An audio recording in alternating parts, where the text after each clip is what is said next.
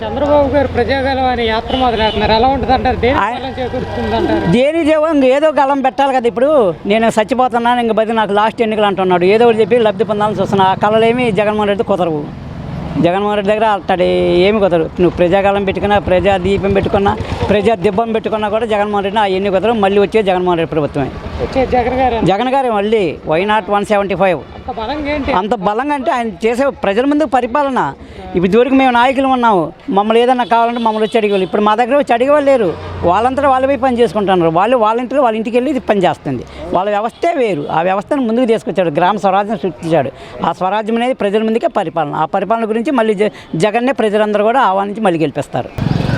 చంద్రబాబు గారు ప్రజాగలం అని యాత్ర మొదలెడుతున్నారు. ప్రకాశం శ్రీకాకుళం దాకా ఎలా ఉంటుంది అంటారు? దేనికి బలం అన్న అందరూ ఒకటే, అందరూ కాబట్టి మేము మాట్లాడుతున్నాం. అయితే అందరూ నిలకరంగా ఇదిగా ఉంటుంది. మనకి ఈ ప్రభుత్వమైనా ఆ ప్రభుత్వమైనా మనకి చేసింది ఏమీ లేదు. మనకి ఈ ప్రభుత్వంలో ఏంటంటే పాపం ఏంటంటే ఇప్పుడు ఉన్న పొజిషన్కి ఏంటంటే 3 సంవత్సరాలు మనకి ఇదైపోయింది. కరోనా పడింది మనకి. ఏంటంటే ఈ ప్రభుత్వంలో మనకి ఏంటంటే ఇప్పుడు ఇది చేసడం వల్ల ఇబ్బంది అయింది. అంతేగాని వేరే ఉద్దేశం ఏమి లేదు.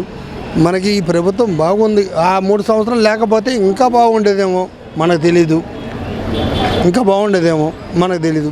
అందువల్ల అందరూ రూపంగా చాలా బాగుంది. చంద్రబాబు గారు పొత్తులతో వస్తున్నారు. ఇప్పుడు బీజేపీతో కలిశారు, జనసేనతో కలిశారు. బీజేపీ కలిసినా, చంద్రబాబు నాయుడు జనసేనతో కలిసినా, ఎవరితో కలిసినా దుమ్మైపోతాడు. ఎందుకంటానంటే ప్రజలకి పాలన నచ్చింది కాబట్టి, నచ్చితేనే నాకు ఓటేయండి అని అడుగుతున్నాడు జగన్మోహన్ రెడ్డి. అది ఇప్పుడు చంద్రబాబు గారు 11 నుంచి ప్రజాగలం అని యాత్ర మొదలెడుతున్నారు. ఏ గలం యాత్ర మొదలెట్టినా జనాల్లో స్పందన లేదు అక్కడ. ఎందుకంటారు అంత వ్యతిరేకత చంద్రబాబు గారికి ఎందుకు వచ్చిందంటారు? అంతకుముందు ఇచ్చిన హామీలని మర్చిపోయి జనాలకి ఏం చేయలేదు కాబట్టి మళ్ళీ నేను ఇస్తాను చేస్తాను అని చెప్పి చెబుతున్నాను కాబట్టి అదే వ్యతిరేకత. ఎవరు గెలవచ్చు అంటారు వచ్చే ఎలక్షన్లో? ఎవరు గెలుస్తే జగన్మోహన్ రెడ్డి గారు గెలుస్తారు. ఏమేమి వస్తున్నాయండి పథకాలు? అన్ని పథకాలు వస్తున్నా. నాకే పథకం వస్తుంది అన్నది కాదు, పేదలకు ఏ పథకం వస్తుంది, పేదలకు ఏ న్యాయం జరుగుతుంది అన్నది ముఖ్యం. పేదలకు జరుగుతుందంటే అందరికీ జరిగినట్టే భావించాలి. ఇప్పుడు చంద్రబాబు గారు ప్రజాగలం అనే ప్రకాశం నుండి శ్రీకాకుళం వరకు పాదయాత్ర చేస్తున్నారు. యాత్ర సరే అందరూ చేస్తారు. ఎలా ఉంటుంది అంటారు? ఎలా ఉండదు ప్రజల తీర్పు ఎలా ఉండదు. ప్రజలు ఎలా మళ్ళీ అలా చేస్తారు. పర్లేదు జగన్ మంచి చేశాడంటే జగన్కి వేస్తారు. లేదా జగన్ సరి చేయలేదు అనుకుంటే చంద్రబాబు నాయుడుకి వేస్తారు. ఉండేది పెంచేమని వాళ్ళిద్దరే కదా. యాత్ర వల్ల టీడీపీ కానీ బలం చేస్తారు చెప్పలేము మనం. ప్రజా తీర్పు యాత్రలకు దానికి దీనికి ఇదివరకు అంటే వాళ్ళు కూడా మన కోసం కష్టపడినారు అనుకుంటారు. ఇప్పుడు అంత పిచ్చోళ్ళు ఎవరు లేరు కదా. వాళ్ళ స్వార్థం కోసం కష్టపడతారు, ప్రజల కోసం కష్టపడలేదుగా. నువ్వు వచ్చావమ్మా, నువ్వు జీతం కోసం నువ్వు వచ్చావు కదా. ప్రజాసేవ చేయడానికి రావు కదా. ఇంట్లో అన్నది ప్రజాసేవ చేయలేవుగా. వాళ్ళంతే డబ్బులు దోచుకోవడానికి, మన డబ్బులు కాసు పెట్టుకోవడానికి పదవుల కోసం వస్తారు అంతే కదా ఎవరైనా. వచ్చే ఎలక్షన్లో ఎవరు గెలవచ్చు అంటారు? చెప్పలేము. ప్రజల తీర్పు ఎలాగో ఎవరు గెలుస్తారని మనం ఏం చెబుతాం. మనమేమన్నా కావండి అక్కడ ఉండేవాళ్ళంగా. మీరే 10 ఎకరాలు తిరగరు కాబట్టి మీకే తెలియాలి. అంతేగాని మనకేం తెలియదు కదా. ఎవరు గెలుస్తారనేది ప్రజలు ఎలా నిర్ణయం తీసుకుంటే అలా వస్తారు. మంచి చేసినట్టు జగన్ పర్లేదు అనుకుంటే జగన్కి వేస్తారు, లేదంటే చంద్రబాబు నాయుడుకి వేస్తారు. ఉండేది వాళ్ళిద్దరే కదా, ఎవరు లేరు కదా.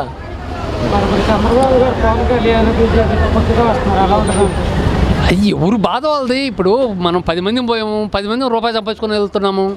ఎవరు బాధ వాళ్ళదే కదా. పదవి కావాలి, డబ్బులు కావాలి, ఎవరు బాధ వాళ్ళది. ఎలా బాధ వాళ్ళది వాళ్ళ బాధ వాళ్ళది.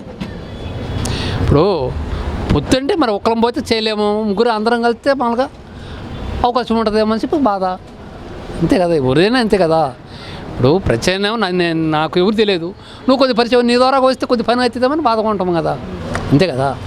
చంద్రబాబు గారు పొత్తులతో వస్తున్నారు మరి బీజేపీతో. పొత్తులతో వచ్చినా దేంతో వచ్చినా ఈయన సింగల్గా వచ్చి మళ్ళీ రేపు 2024లో ఆయన సీఎం అవుతారు. మరి చంద్రబాబు గారు 11 నుంచి ప్రజాగాలం అనే యాత్ర మొదలెడుతున్నారు. ఏ గేళ తిప్పినా ప్రజలు జగన్ వెంట ఉన్నారండి. ఆయన పథకాలు లబ్ధి పొందిన వాళ్ళు కానీ అంతా ఆయన వెనకాల ఉన్నారు. ఆయన రేపు 2024లో ఆయనే సీఎం. ఎవరు గెలవచ్చు అంటారు? ప్రభుత్వం ఫామ్ చేసేది జగన్ గారేనండి. ఆయన ఫాలోయింగ్ ఎలా ఉంది? బాగుందండి, బాగుంది. ఎలా ఉంటారు? ఎందుకని? అన్ని విధాల పేద ప్రజలను ఆదుకుంటున్నాడు.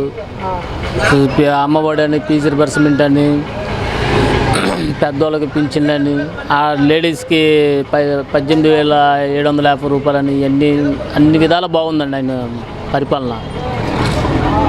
జగన్ గారి పరిపాలన ఎలా ఉందండి? జగన్ సూపర్. ఈ గ్రామ స్వరాజ్యం సృష్టించింది ఆయన ఒక జగన్మోహన్ రెడ్డి. ఇప్పుడు ఇన్ని సంవత్సరాలు గాంధీ కలగన్న రాజ్యాన్ని తీసుకొచ్చాడు ఆయన ఆంధ్రప్రదేశ్కి. ఇప్పుడు చంద్రబాబు గారు బీజేపీతో పొత్తు కుదుర్చుకున్నారు. కొత్తగా ఎలా ఉంటుంది అంటారు? పొత్తు కుదిరించుకున్నా ఏది వచ్చినా వాళ్ళు 3 పొత్తులు 3 కుక్కలే.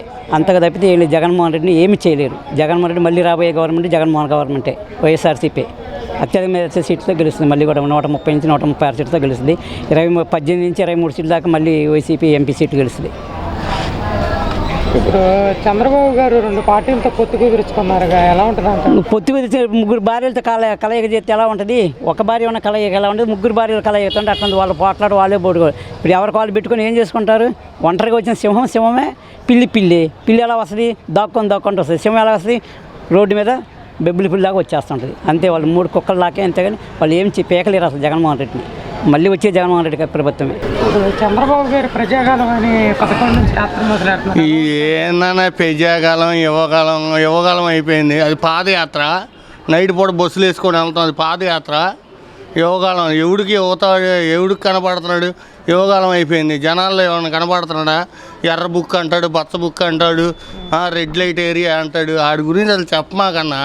ఆడదాని మీద గెలవమని రేపు ఆడమనిషిని నిలబెట్టారు. రేపు అసెంబ్లీలో అడిగేది అదే. ఆడదాని చేతిలో నువ్వు ఓడిపోయావు, నువ్వు ఒక నాయకుడు అని అడుగుతారు.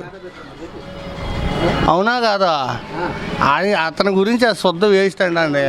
చంద్రబాబు గారు మరి జనసేన చాలా అన్నట్టు ఇప్పుడు బీజేపీతో వెళ్తాడు. అందుకే అపాయింట్మెంట్ ఇవ్వట్లా. రాత్రి నుండి అపాయింట్మెంట్ ఇచ్చారు. మీరు చూస్తున్నారుగా మీడియా మిత్రులు. వీళ్ళు అంటారు కొంతమంది ఇక్కడ చోటాపోటా నాయకులు, నిన్నే అపాయింట్మెంట్ ఇచ్చారు, వెళ్ళారు, కలిశారు. నిన్నే అపాయింట్మెంట్ రాత్రి వచ్చేవాళ్ళు హైదరాబాదు. ఎందుకు రాలా? వాళ్ళ పట్నా వెళ్ళాలి. అమిత్ షా గారు పట్నా వెళ్ళాలి 11ంటికి ఆయన ఫ్లైటు. అందుకని ఆయన కాళ్ళు మొక్కుదామని ఉన్నారు.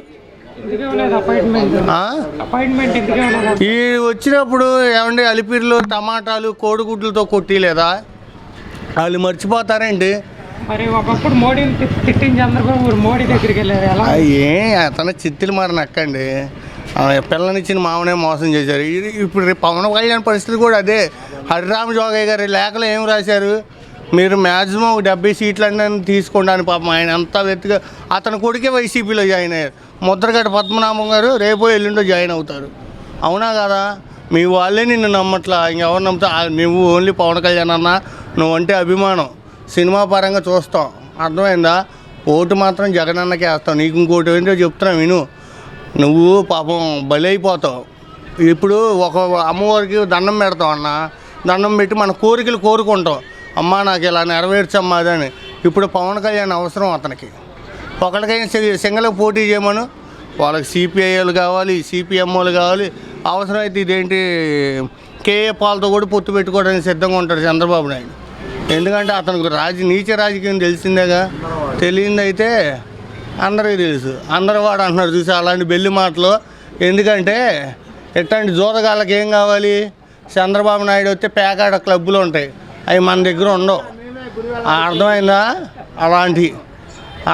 అలాంటివి ఏం కుదరవు. పప్పులు ఓడకో వీళ్ళేదో అన్న 100 మందితో పొత్తు పెట్టుకున్నా ఇక్కడ గెలిచేది జగనే అన్న. అర్థమైందా? వీళ్ళ వల్ల కాదు. ఏదో అంటారు, ఏమంటారు? కబద్దారు గుర్తుపెట్టుకో తమ్ముళ్ళ. ఏంది గుర్తుపెట్టుకునేది? నీకు ఈరోజు ఉన్న మైండ్ రేపు ఉండదు. రేపు మా నీ తండ్రే నిరూపించలేకపోయాడు నా మీద కేసులు అన్నాడు. ఇప్పుడు ఎలా వెళ్ళావు నువ్వు లోపలికి? అక్కడ దట్ ఈజ్ జగన్మోహన్ రెడ్డి. అర్థమైందా? జగన్కి వచ్చిన మెజార్టీ వచ్చింది ఆయన జీవితంలో. మొన్న జగన్ తప్పుకు కూడా వెనకంజలో ఉన్నాడు కుప్పంలో. ఈసారి జరిగేది అదే.